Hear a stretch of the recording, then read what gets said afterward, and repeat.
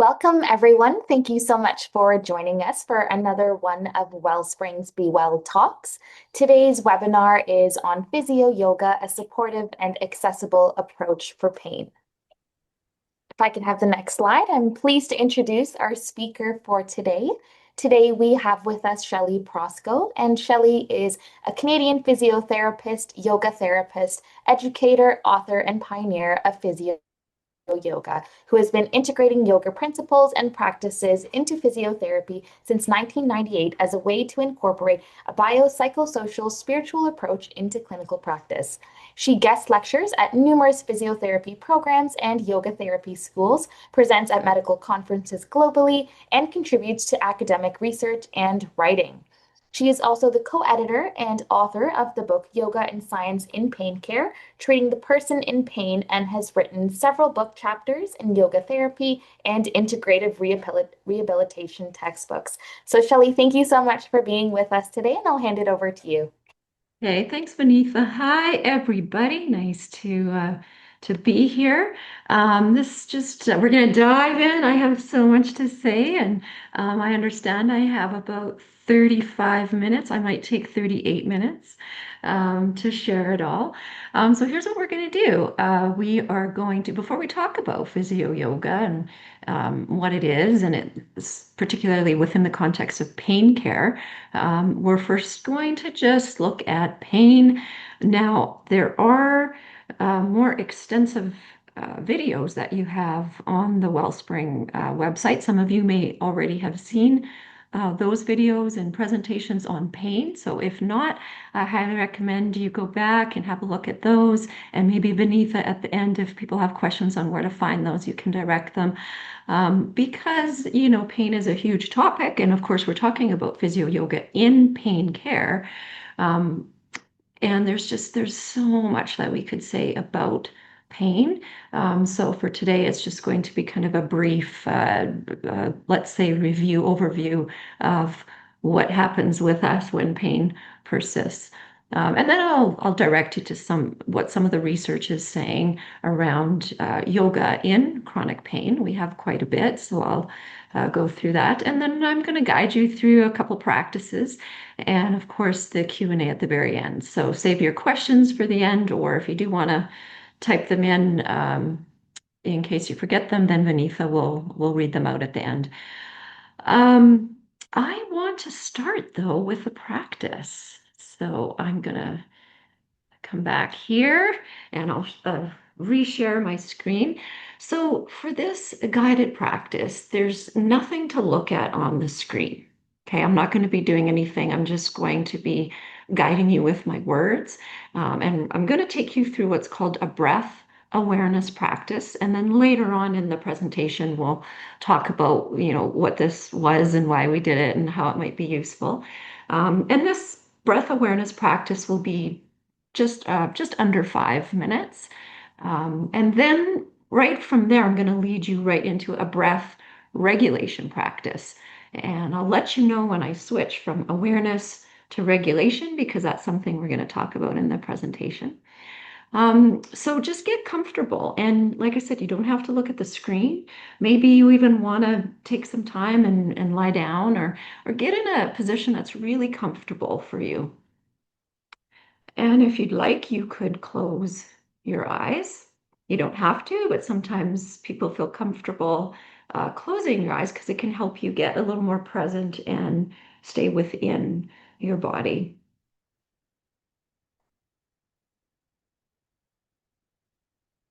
Give you some time to get into a position of relative ease and comfort.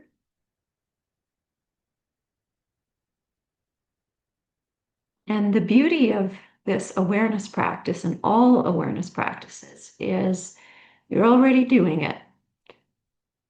You don't have to strive to do this or that, or the only thing really is just trying to be as present and aware as best as you can. And you're going to bring your awareness to your breath. And try not to change your breath. Can you resist the temptation to want to change it? Just watch it, observe it.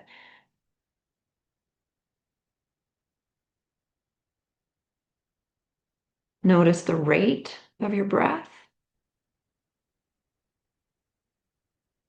Notice the depth.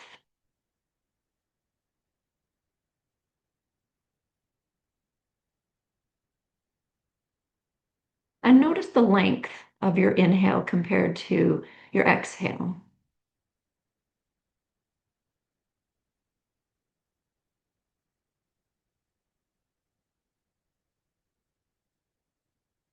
Maybe you can even notice the temperature of your breath.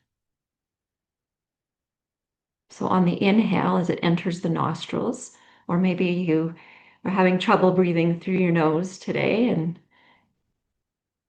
you feel it entering through the back of the throat into the mouth. Notice the temperature. Is the air a little bit drier and cooler on the inhale?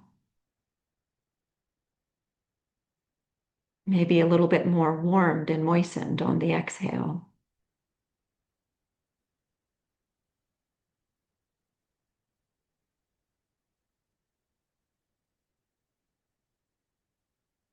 And then notice any qualities of your breath, like is it bumpy or rigid? Or maybe it's smooth or soft. Maybe you don't know, that's okay too.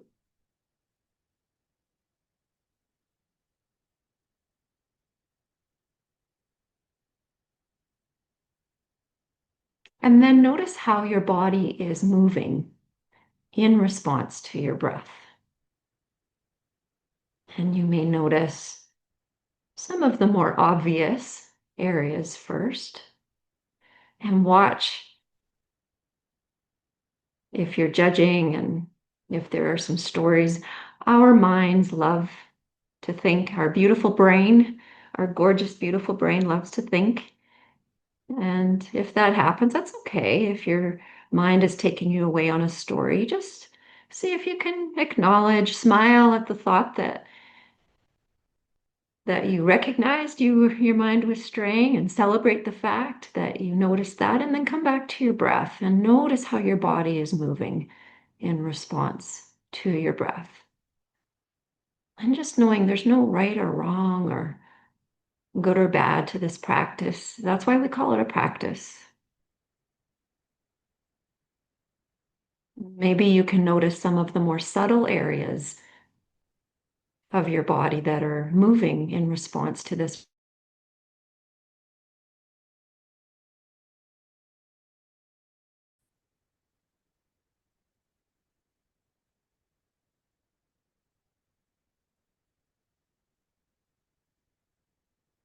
Then just see if you can, at the very end of your exhale, if you can tap into this idea of just waiting for your next breath to arrive, to receive it.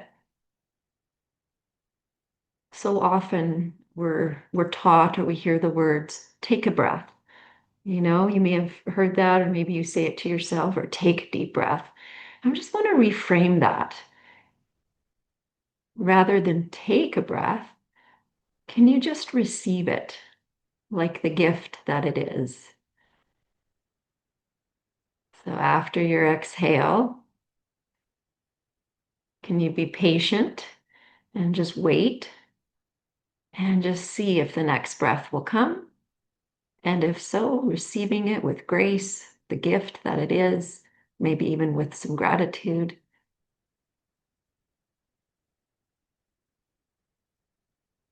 Just notice what this might bring up, maybe some thoughts, or even emotionally, sometimes after the exhale and that waiting, trying to be patient. Sometimes there can be some emotions coming up, and just notice. You don't have to change anything. And if you do feel like you need to check out or open your eyes or shake it out, uh, if it's if you find this challenging in any way, then do what you need to do. Take good care of yourself. So again, there's no right or wrong or good or bad. You're just exploring something, right? You're practicing. So with this breath awareness practice, You're just asking yourself if you can, in some ways, like get out of your own way. Can you trust that your body will need or will do what it needs to do? That can be a hard concept to trust and let go.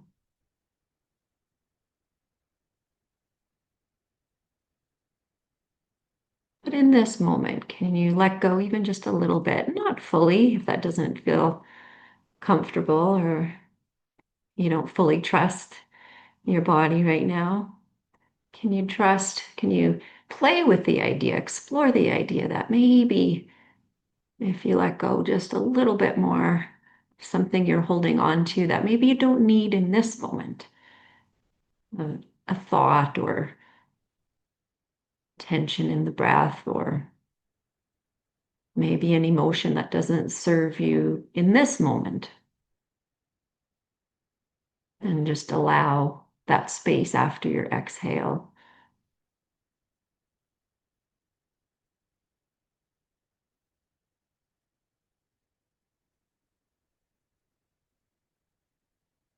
And then from here, we're going to go into a breath regulation practice. So that was awareness. We weren't trying to change anything, we were just noticing. And if you're feeling comfortable and relaxed, you can keep your eyes closed and stay where you are. If you feel like you need to walk around or shake it out or open your eyes for some reason and then come back, feel free to do that. So we're still connected to breath. But now you're going to ask yourself to change it up a little bit. So the first thing I'd like you all to try to do is see if you can lengthen your breath. So you're making it just a little longer. Now notice I didn't say deeper or take a deep breath. Sometimes we try too hard and rile up the nervous system. So just extend it. Like sip it when you inhale. Take your time. Nowhere to go, nowhere to be. Just right here, right now. Make the breath a little longer. And when you're ready to exhale, can you let it last just a little bit more? Just a little longer. Let it last. Let it last. There's no rush. And then see if you can make your breath a little bit smoother. And what does that even mean for you? It's like your breath is gliding or sliding.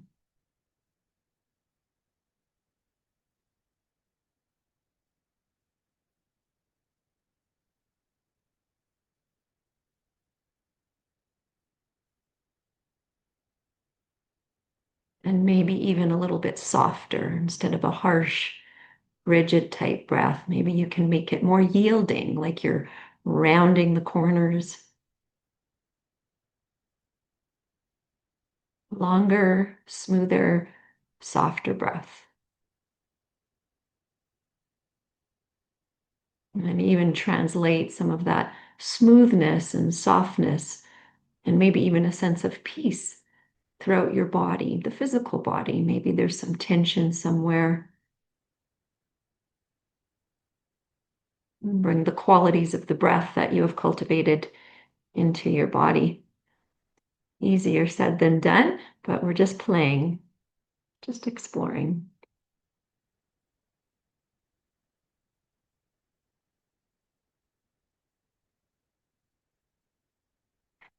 Okay. And then from there, do whatever you need to do to come back to the screen. And like I said, you can walk around and shake out your, maybe your cheeks, your face, your shoulders, hands, your face. Don't forget about your face.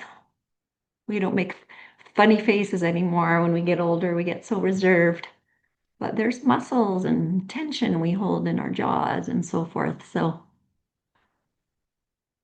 move that around a little bit and then come back to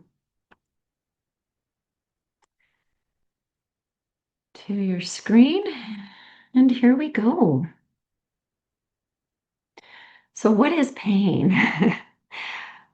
That's a big topic. So as I mentioned at the beginning, there are some great videos already that you have access to that dive into this topic more. So definitely have a look at those or even rewatch them if you have already. But we do have this definition from the International Association for the Study of Pain, which is pain is an unpleasant sensory and emotional experience associated with or resembling that associated with actual or potential tissue damage.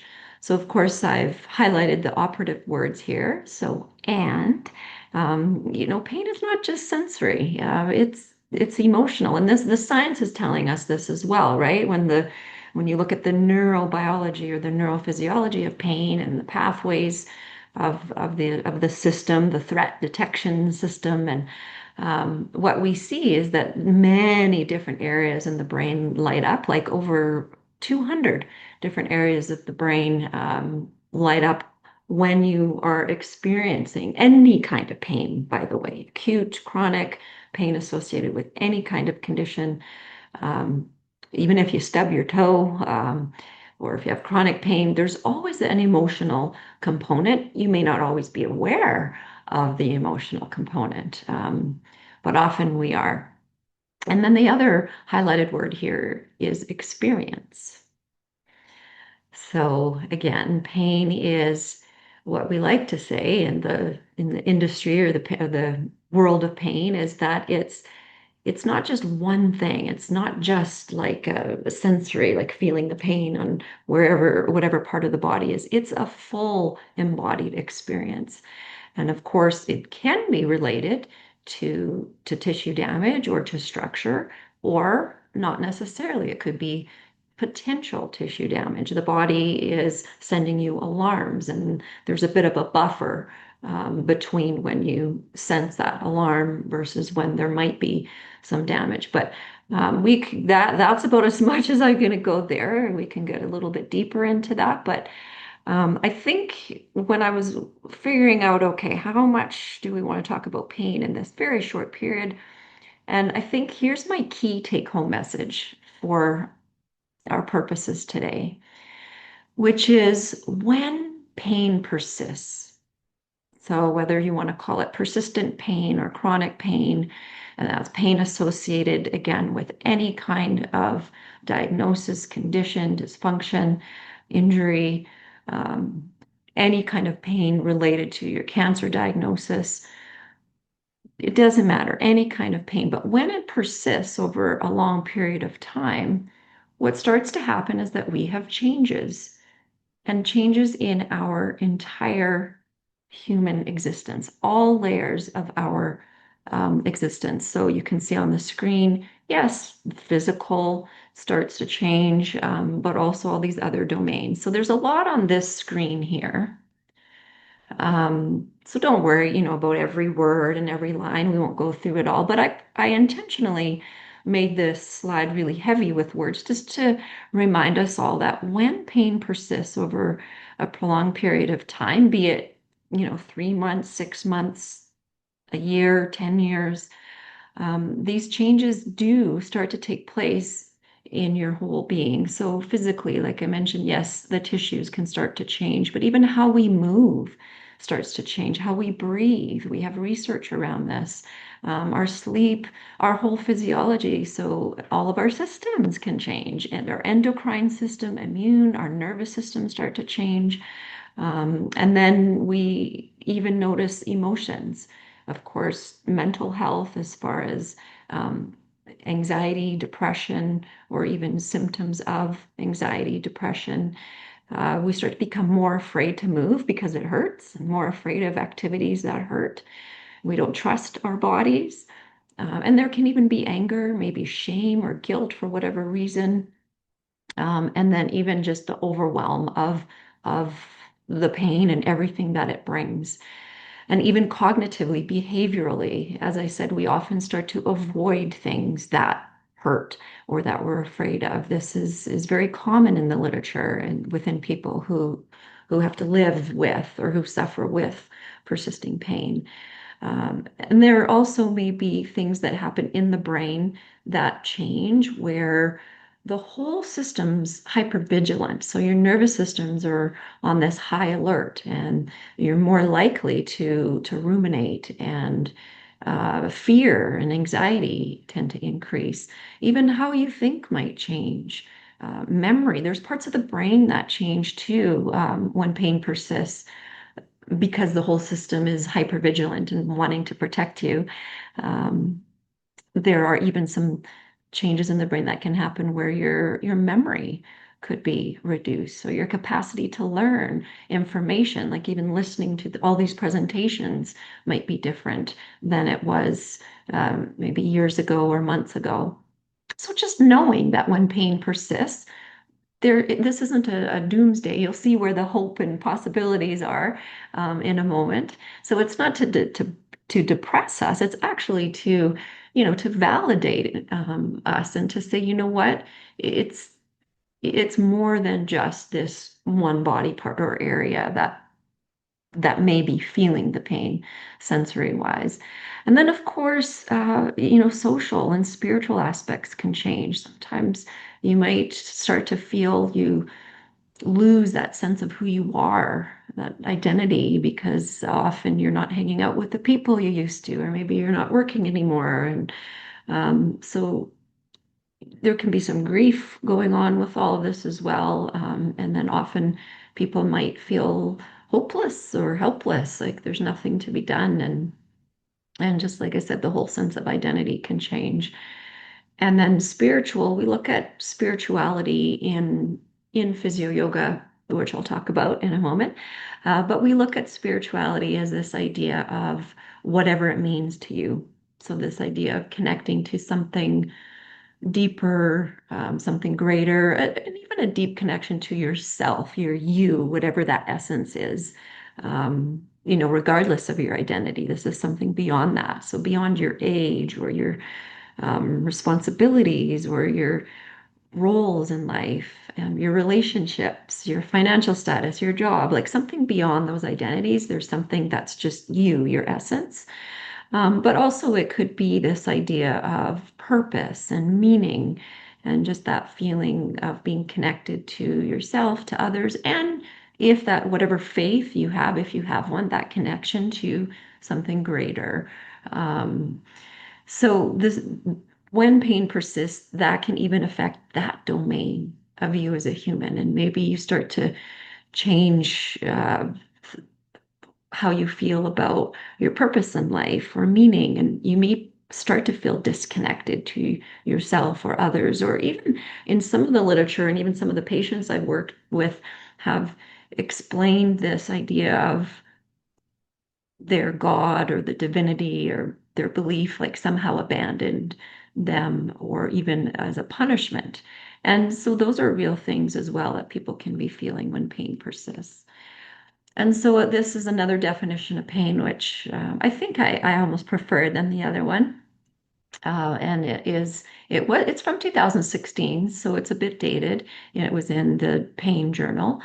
It's a distressing experience associated with actual or potential tissue damage with sensory, emotional, cognitive, and social components. And I would bring into this as well spiritual.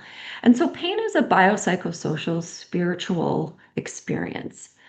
And I don't know if you all have heard this word before, biopsychosocial spiritual, but it is a word that's coming more and more into our mainstream healthcare, which just means whole person, right? We're looking at the bio, that's all the physical, the tissues, the physiology, the psyche, that's the mind, the social of your connections, and then of course the spiritual. So pain is biopsychosocial, spiritual. So then we come to physio yoga and where this all fits in. And just to be clear, physio yoga, it's not a method.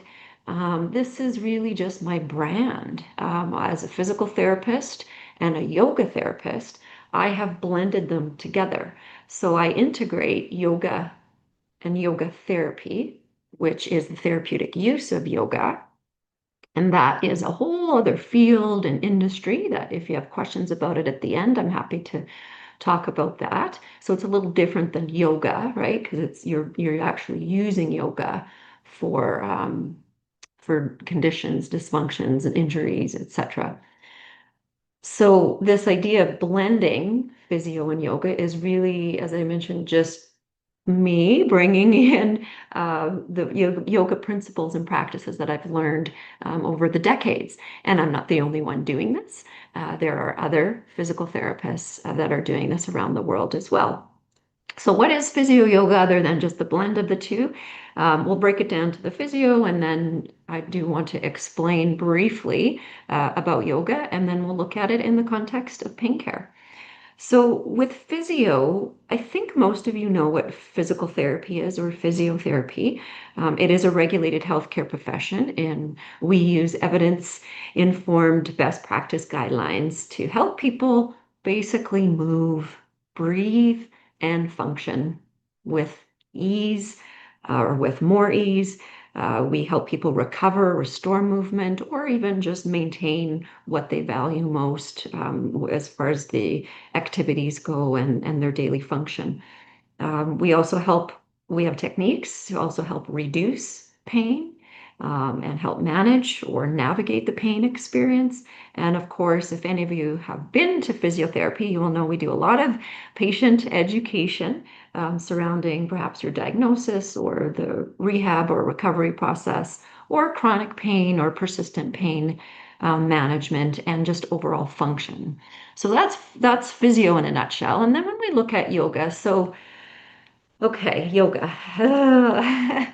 I've got just a couple minutes to talk about yoga. So this is a 5,000 plus year old ancient wisdom tradition and challenging to really do justice to it in just a couple minutes, but let me try. Just, I want to honor the roots of yoga because often we think of yoga as breathing and movement, maybe some mindfulness or meditation, but let me just leave it at this as a key takeaway that it is so much more than the practices. That's a huge part of it, but it actually is a practical philosophy. It's an ancient system of health that includes philosophy and principles as well as the practices. And that is key to yoga, especially yoga as therapy, to bring in some of the principles. The word yoga means to yoke, to unite, and to unite all the aspects of your existence. So that's the physical, mental, emotional, the energetic layer, social, and spiritual.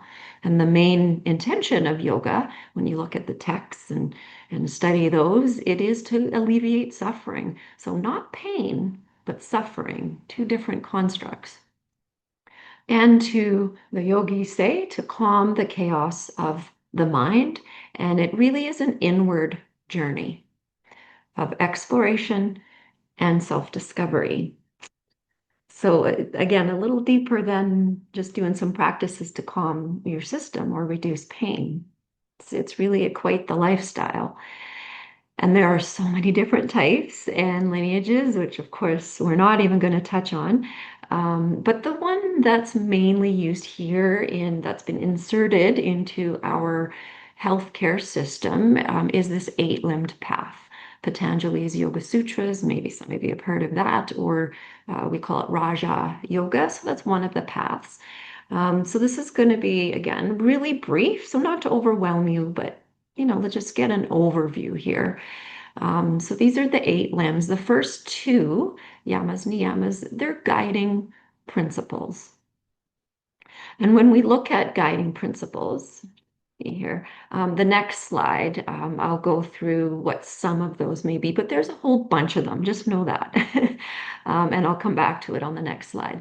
And then you see the remaining six limbs. You may have heard of some of these, but basically the asana, that's when you see the yoga postures, and we'll include movement in that.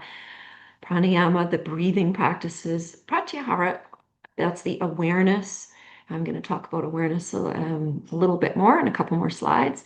And then Dharana, Dhyana, Samadhi, those last three, think of this as practices that help you focus and concentrate. So we already did that at the very top of this. We did an awareness practice, right? That was a breathing practice. It was awareness.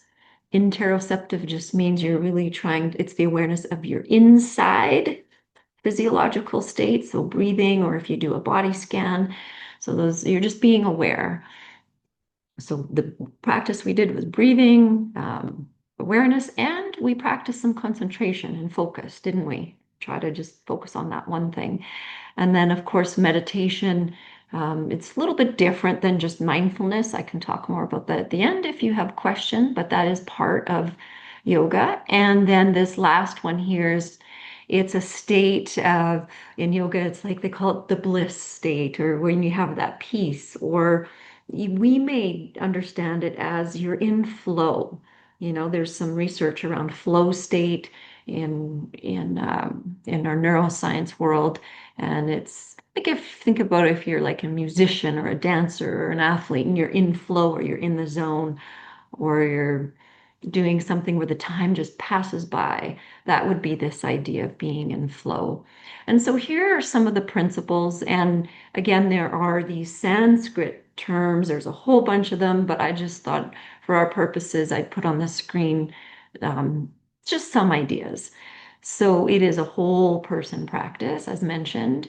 It's a fully embodied presence.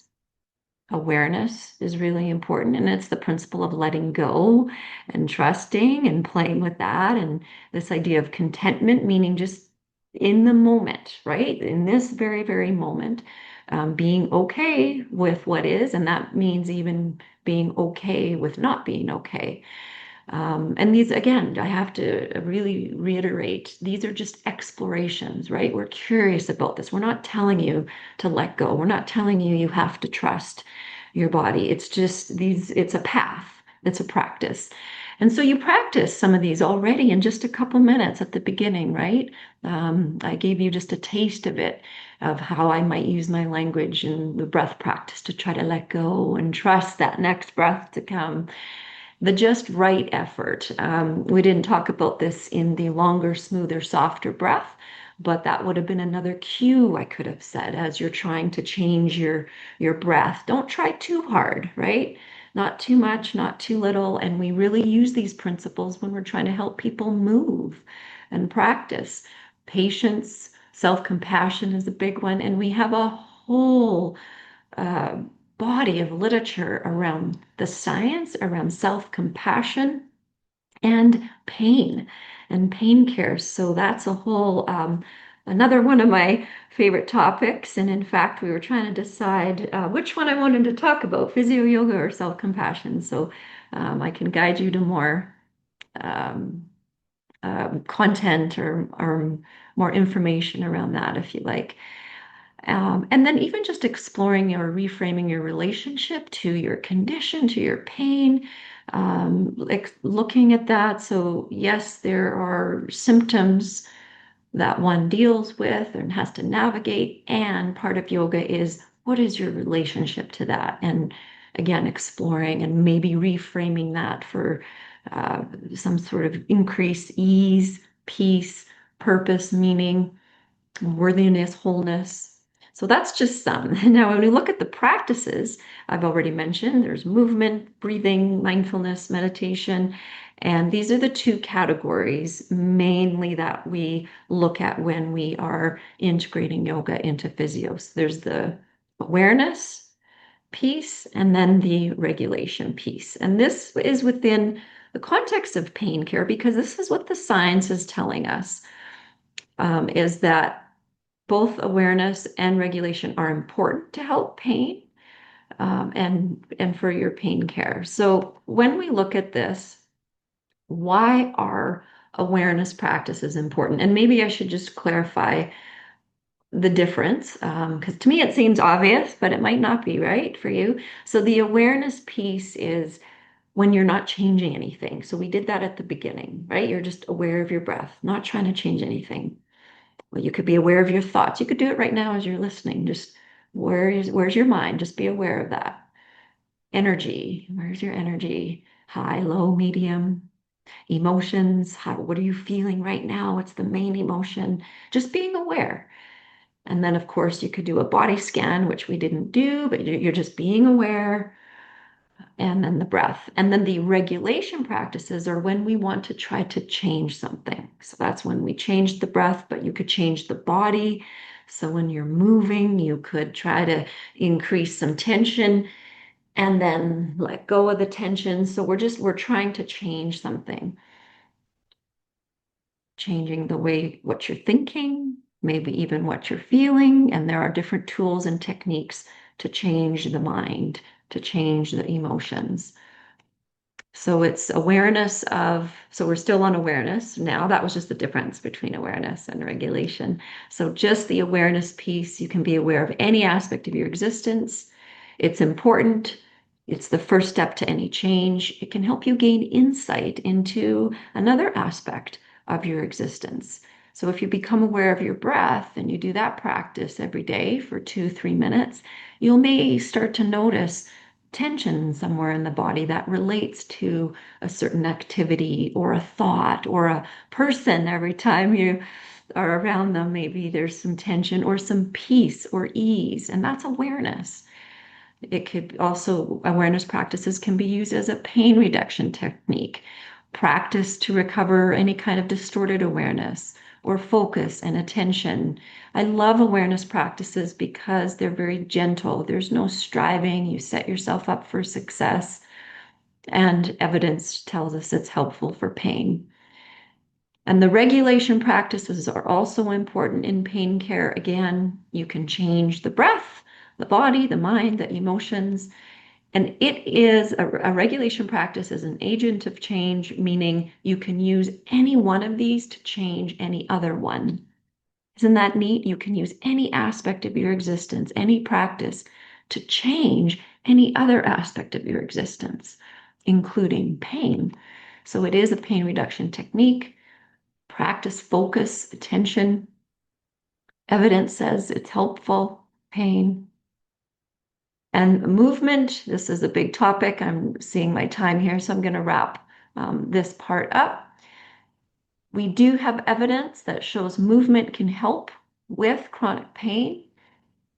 And so we know that movement in and of itself can have an analgesic effect. But I also want us, this, if you want one take-home message around movement after this talk, see if you can have a little reframe in your own mind. Movement doesn't just influence your tissues. Movement can influence any aspect of your existence, including your emotional state. How you move can influence how you breathe. So just that, if you can start to see, that's where the yoga comes in, right? It's using anything to change anything else. So that gives us lots of hope because then there's lots of possibilities. And then you practice what you might want to recover or what you value, what movement or activity. And of course, the science again shows us that movement produces changes in the nervous system that support neuroplasticity, so the nervous system's capability to change to help reset it, and that might help reduce the pain. So when pain persists, you saw this slide already, all aspects of our existence can change. And when we look at combining physio and yoga for people in pain, we can use that to address any aspect of your existence. So again, I intentionally put lots of words on this slide just to show you how much hope, there is when we use these. And it's not a panacea. I'm not saying we do physio yoga and all this stuff is better, but it just gives you an idea of this whole person approach. And often people who do engage in yoga therapy or this physio yoga approach, this comes from the patients I work with. So it's not me sitting here preaching to you all, but the science tells us this with yoga and chronic pain, but also my experience with patients over the last 30 years. Is that they will find again that they feel more connected to themselves or feel more peace and ease, maybe even that they feel whole again amidst their diagnosis or whatever is going on in their lives. So So physio yoga and pain care is it's a framework, but it's also practices and techniques. Us healthcare providers share it with clients, but also clients practice on your own or in a class setting. And also healthcare providers have our own personal practice. That's a key part. And it does seem to be relatively low risk. This is what the research says, safe, empowering, low cost, relatively, right, compared to other maybe procedures or interventions, accessible and effective. As long as we're pain informed, um, that's an important part as well. So when we look at the research, I'm going to direct you to some resources here. We don't really know which practices are more effective. Like we don't know dosage. We don't know underlying mechanisms. We don't know why yoga does work when it works. It's probably a combination of all these things, all the systems that it affects. We have research that shows it piecemeals it, like breath helps the nervous system, or this certain movement helps immune system, or breath practices have been shown to change immune system, and so forth. So it's probably a combination of everything. But what we do know is that the evidence shows there is improvements in pain, disability, emotional health, and quality of life. And it does appear safe. And that's important when we're bringing it into the medical system. You need the research to show this is a safe thing to do. So the chapter by Stephanie Munez, Current Research in Yoga in Pain, if you want to read further, Yoga and Science in Pain Care, Treating the Person in Pain book. This, if you've got your phones out, and you can always contact me after if you want this. It's free, it's open access, it's a white paper I co-authored on yoga therapy and pain. And we have lots of research in there about the different aspects of yoga and how that can affect pain. And then this is another great free resource. And again, feel free to email me if you didn't catch these, but you'll see this is recorded, so you can always watch the recording and grab it. But this is a Dr. Timothy McCall. So he's a medical doctor, a yoga therapist. He had a diagnosis. He had, I think, two, for sure, one, just trying to think, make sure I'm accurate as I say this. He had throat cancer. And I'm not sure if later on in the years he had another. Sorry about that, but you can read about it on his site. But he for sure had throat cancer, MD, yoga therapist. So he's got a really interesting story. But look at what he's done for us. Now this is dated a bit, 2019. So there's more research than this even. But this is 117 health conditions helped by yoga, a bibliography, and for us here with Wellspring Cancer Foundation, you may be interested in look at there's general like studies, lots of studies around yoga and cancer. We've got breast cancer as well in here, lung cancer, lymphedema, lymphoma, prostate cancer, and some others. So, if you're someone that's kind of interested in research, definitely look into that. So pain impacts every aspect of a person's existence, and any aspect of a person's existence can influence pain. So it's bidirectional. And this is actually good news. It brings us hope and possibilities because physio yoga can then use any of these factors, these biopsychosocial spiritual factors, to then influence your pain experience. So I wanted to share this as I close. This is challenging. I hope you all appreciate the challenge in bringing yoga in such a short period of time without culturally misappropriating it. Um, it's a big task, my friends. So I just want to say I have deep respect and appreciation for yoga and all those who have shared and passed down the teachings and wisdom of yoga for us to learn from. I am committed to ongoing learning and to share what I've learned in good faith as humbly, respectfully, and honestly as I can, with the intention to bring more compassion and less suffering into the world.